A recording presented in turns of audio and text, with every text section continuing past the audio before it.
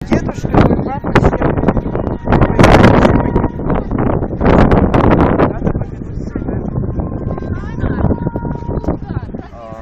Jūs par Latvijas vispār? Nu, nesaprotu. Tikai krievi.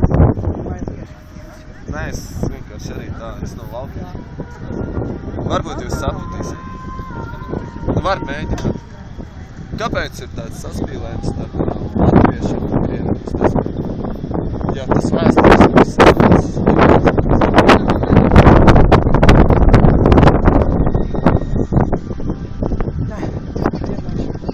Jūs arī varat pa krievis pateikt, jo es nemāku tā noformulēt savus jautājumus. Найти постарше ветеранов, которые действительно воевали, вот с теми поговорить, что думают они. Paldies! Спасибо.